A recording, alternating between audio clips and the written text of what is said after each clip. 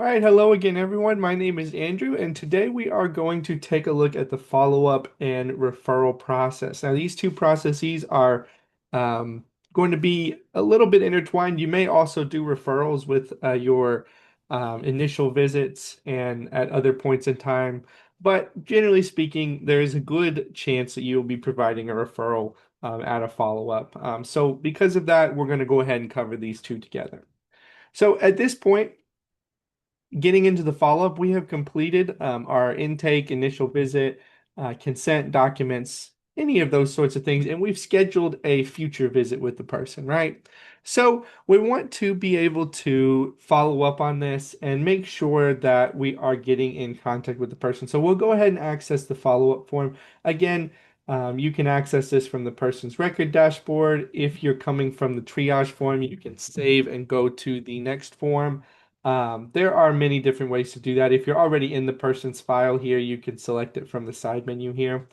And as you will note, just like the document uploaded, this is a repeating instance. So again, we are planning that we may have to schedule many different follow-up visits with our clients. And because of this, we need to have a flexible system. And that's what this is going to do for you. This will allow you to make anywhere from one to as many follow-up visits as the computer is capable of holding. So we shouldn't run into any issues there, but I do want to walk you through the way in which we're going to go about doing this. Now, obviously, we may not be able to get in contact with everyone every time, and eventually, if we're not able to get in contact with someone enough, we may end up having to, um, you know, stop pursuing them for follow-up. So when we are initiating this process, we have three attempts built out here. So what you're going to want to do is go ahead and try to contact the client.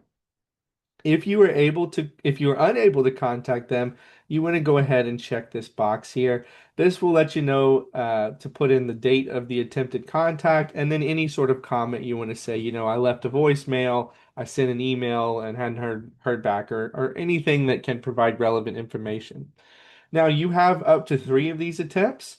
And once you get a hold of the client, you should then go ahead and again either schedule the visit or go ahead and start the visit depending on the circumstances. So for the visit, you're going to want to go ahead and put the date in. You're going to want to go ahead and select your name from the list here and your role. Again, whether you are the primary CPRS or you're taking the appointment for the primary CPRS. For instance, if you're working someone else's caseload, maybe while they're out of the office. You then want to fill in the location of the visit, the reason for the follow-up, and if the appointment, if you ended up scheduling an appointment and it was missed, go ahead and fill this in here, noting that if you select other, you will need to elaborate on that reason. But if it does fit in one of these categories, please make sure to fill those out.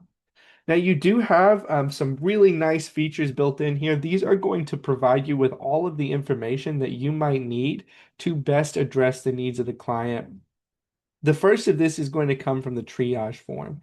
Now, if you click this button and this person has been triaged, my file has not been triaged. So if this person had been triaged, you're going to actually get a summary of their treatment plan provided to you here for your reference if you click that button. So again, really nice functionality and feature in REDCap. The other nice thing we have going for us here is a visit summary collected from any previous follow-ups. Now, obviously, this is my first follow-up, so if I click this, there's not going to be anything here. However, as you continue to meet with the person and visit with them, this will provide you a nice little running summary of what has already happened, what has been addressed, and things of that nature. This will hopefully help you to best serve the client there. All right, so the next bit of information that we're going to want to collect comes from the client themselves. We're going to start by asking the client when they started recovery, and this is going to give you a nice calculation of the number of days. So again, at the time of this video, if I select June the 1st, that's going to tell me they've been in recovery for 16 days.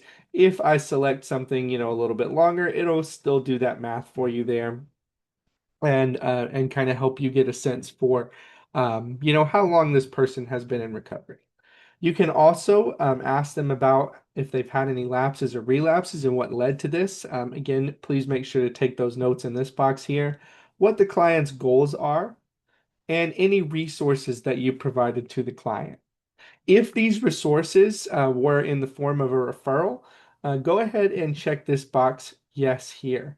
And this is going to throw up a reminder down here for you that you need to go into the referrals module to make sure to log those. If you didn't provide any referrals, you're all good. You don't have to worry about that. The next thing you need to do is go ahead and summarize the encounter. Give kind of an assessment and plan. Again, this is going to help inform the next visit as well. So whether you are the signed CPRS or the one on call here, make sure to take some detailed notes there so that the next time around we have those to better serve the client there. If possible, you definitely want to go ahead and schedule that next follow-up visit date and get that in there. This will help with our follow-up tracker. This is going to help us track what is going on with the client and when they are expected for their next visit. Any additional notes here that you may need to provide, and also updating the client status to active, closed, or inactive.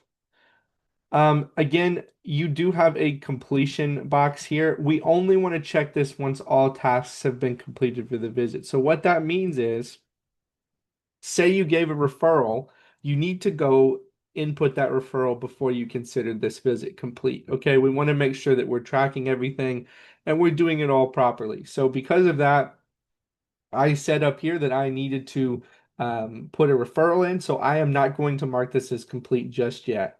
I'm going to go ahead and save and exit the form. And then I'm going to go to the referral form here. And again, you can access this referral form. You can access it from this side panel, or you can access it from the record dashboard for the person here. So again, going into the referrals, we're going to be able to select when exactly this referral occurred.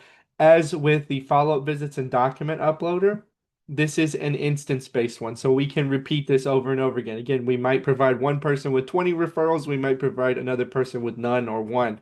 So we want to be as flexible as possible here, but each referral should get logged individually. So the first question is going to ask you, when in the episode was the referral made? Was it at the initial visit, the follow-up visit, or another time? If it was at another time, please indicate exactly when that was made. You then have a nice drop-down list with many different types of referrals. Please, if it does fit in one of these categories, make sure to indicate so. Only use other if it really doesn't fit in the categories provided to you there. And if you do select other, you need to let us know what category that would be. Go ahead and input the date of the referral, and go ahead and provide any comments concerning the referral and the name of the location. Now, once you have done all of this, you can go ahead and save and exit the form. And you can now go back to your follow-up form and mark that as complete. Because again, you provided the referral that you said you were going to provide. And again, that's going to be a nice kind of trigger point for us to just let us know that this follow-up visit was completed. And as you can see here, as we have populated these out, we now have these other repeating instrument boxes. Very useful for you to manage the client from here. You can go in and add a follow-up visit. You can add a referral. And you can keep a good track of when these follow-up visits and when these referrals occurred, what type of referrals have been provided already, and so on and so forth. So again, this is very useful to you. Once you have essentially built out this client's case with their documents, their follow-up visits, and their referrals, you can get a snapshot of them all from this dashboard view. And you can get a lot of information from this right at once. Especially, I know in my tutorial, I obviously have not been completing all the forms, but you will have a much better sense of whether or not your forms are completed, if there's anything that you need to go in and fix or update. So that will again wrap us up for the follow-up module and the referral module. Again, probably going to be using the referrals at other points in times as well, especially those points of first contact where somebody needs a more immediate referral. But oftentimes you will also be using them during the follow-up visit. So that is why we have paired these together here. So thank you so much, and I hope you have a great rest of the day.